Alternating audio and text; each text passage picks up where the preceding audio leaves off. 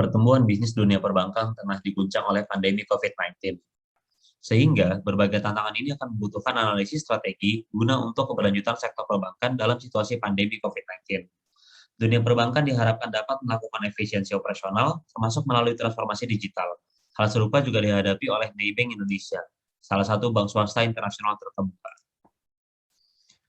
Dalam ABCC 11.0 kali ini, dengan tema Kepemimpinan Strategis Maybank Indonesia, Spirit Kewirausahaan Managing Financial Service, perkenalkan, kami tim Saimana, beranggotakan saya, Rifki Andrianul, dengan rekan saya, Wahid Adita Sunanda, dan Muhammad Rifki Cahya Pradana, yang dimentori oleh Miftahul Firdaus, akan menyampaikan analisis dan tawaran solusi dari kami sebagai tinjauan bagi Maybank untuk dapat survive dan sustain menghadapi pandemi COVID-19. Sebelum melangkah lebih jauh, alangkah lebih baik jika kami memperkenalkan profil dari PT Maybank Indonesia Tbk.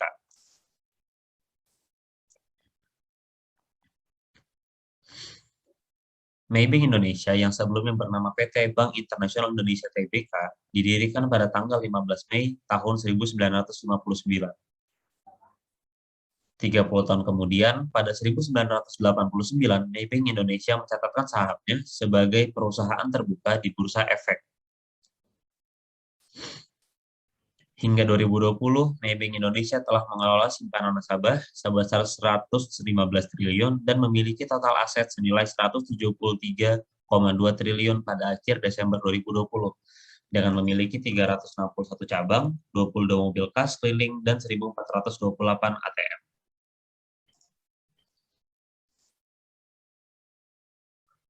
Maybank Indonesia didukung oleh dua anak perusahaan terkait pembiayaan otomotif, yaitu yang pertama Home Finance, yang berfokus pada pembiayaan sepeda motor. Menjadi bagian dari Maybank setelah PT Maybank Indonesia Tbk mengakuisisi 68,55% kepemilikan saham perseroan.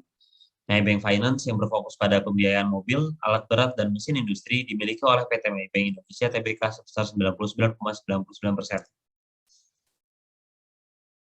Berikut merupakan identifikasi masalah yang kami temukan. Kondisi pandemi COVID-19 menginisiasi Maybank Indonesia untuk mengoptimalkan Maybank Digital Banking sebagai upaya memusatkan pelanggan dengan misi pelayanan keuangan berbasis nilai-nilai kemanusiaan atau Humanizing Financial Service.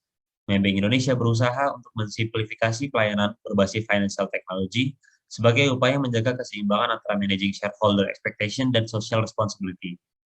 Menghadapi pandemi COVID-19, Maybank Indonesia membutuhkan strategi yang dilakukan untuk membangun daya tahan bisnis perusahaan hingga menuju tatanan kehidupan baru new normal. Hingga kini Maybank Indonesia dihadapkan pada dilema antara memilih salah satu dari nilai keamanan dan kesehatan para stakeholder atau nilai ekonomi bisnisnya, atau memadukan keduanya sebagai strategi pencapaian misi Humanizing Financial Service. Analisis kami terkait dilema yang dihadapi oleh Maybank dibagi menjadi dua metode, yaitu melalui analisis SWOT dan analisis PESEL. Dalam kasus ini, kami menggunakan analisis SWOT untuk menemukan aspek-aspek penting dari kekuatan, kelemahan, peluang, dan ancaman yang sedang atau akan dihadapi oleh Maybank Indonesia. Dengan mengetahui 4 aspek tersebut, diharapkan perusahaan dapat mengambil keputusan yang dapat memaksimalkan kekuatan, meminimalkan kelemahan, mengurangi ancaman, dan membangun peluang-peluang di masa depan dari dua skenario yang menjadi pilihan keputusan perusahaan Maybank tersebut. Kita dapat mengamati bahwa pada skenario 1, yakni memilih salah satu dari nilai keamanan dan kesehatan para stakeholders atau nilai ekonomi bisnisnya, terdapat bagian kelemahan atau weakness yang cukup dominan. Kemudian, analisis SWOT yang kedua, yakni memilih kedua-duanya, cenderung memiliki kekuatan atau strength yang lebih menonjol. Berdasarkan analisis SWOT pada dua skenario sebelumnya, kami menyimpulkan opsi yang terbaik adalah skenario kedua, yaitu tetap memadukan nilai keamanan dan kesehatan para stakeholders dan nilai ekonomi bisnis dalam satu strategi bisnis, dikarenakan opsi kedua tersebut lebih bisa memaksimalkan kekuatan dan peluang sekaligus meminimalkan kelemahan dan ancaman daripada opsi yang pertama. Salah satu bentuk implementasinya yaitu melalui digitalisasi pada berbagai lini bisnis Maybank Indonesia. Di sini kenapa kita memilih Home Finance? Home Finance sendiri jika dilihat dari sisi inovasi dan kemudahan layanan, kami menganggap bahwa produk Home Finance masih kurang menarik bagi konsumen pada era digital ini dan perlu melakukan adanya digitalisasi pada layanannya. Tujuannya adalah memberikan kemudahan bagi nasabah dalam proses pengajuan pinjaman dan memberikan nasabah dan menarik nasabah baru serta mengurangi biaya operasional perusahaan.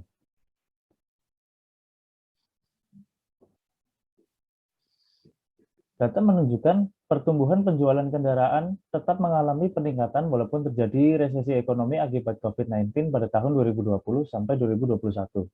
Hal ini menunjukkan masih adanya peluang bagi Home Finance untuk terus melakukan penetrasi pasar dengan dukungan digitalisasi.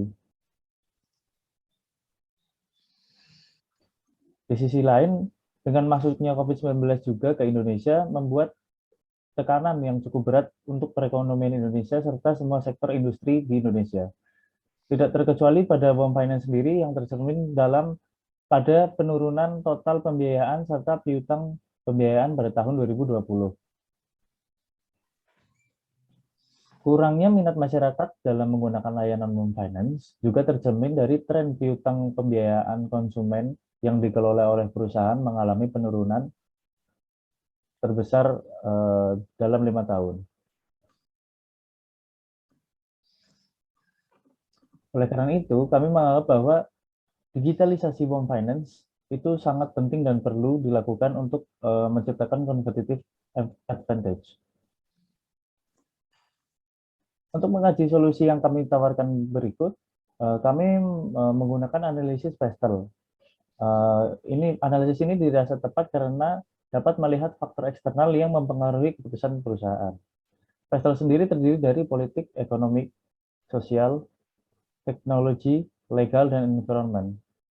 Yang pertama adalah politik, di mana salah satu bentuk dukungan Maybank kepada pemerintah Indonesia adalah dengan melakukan pelatihan dan bimbingan bagi UMKM ekonomi kreatif.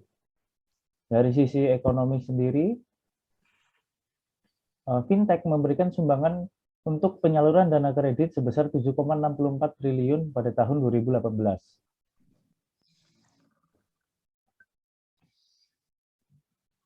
Dari aspek sosial, di era digital saat ini, kegiatan transaksi elektronik mengalami peningkatan yang cukup signifikan. Ini dibuktikan dari laporan kuartal pertama tahun 2020, terjadi 3 juta transaksi keuangan pada aplikasi M2U Maybank. Dari aspek teknologi, pembangunan infrastruktur merupakan salah satu proyek strategis pemerintah yang terus digenjot saat ini, termasuk infrastruktur teknologi komunikasi atau TIK.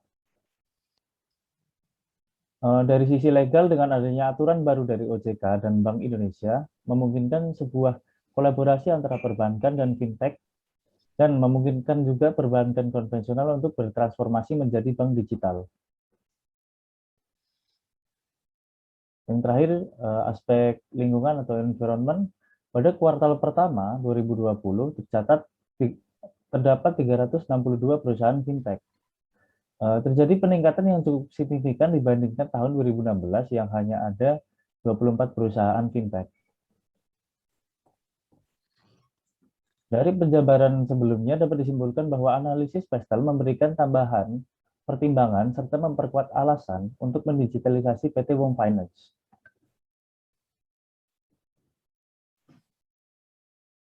Jadi, kesimpulannya, Maybank Indonesia perlu memadukan nilai keamanan dan kesehatan para stakeholders dan nilai ekonomi bisnisnya dalam suatu strategi bisnis untuk mencapai misi Humanizing Financial Services. Kemudian, Home Finance sebagai anak perusahaan dari Maybank Indonesia perlu mendigitalisasikan layanan khususnya pada pengajuan kredit untuk memudahkan akses dari nasabahnya dan membuka peluang untuk ekspansi pangsa pasar.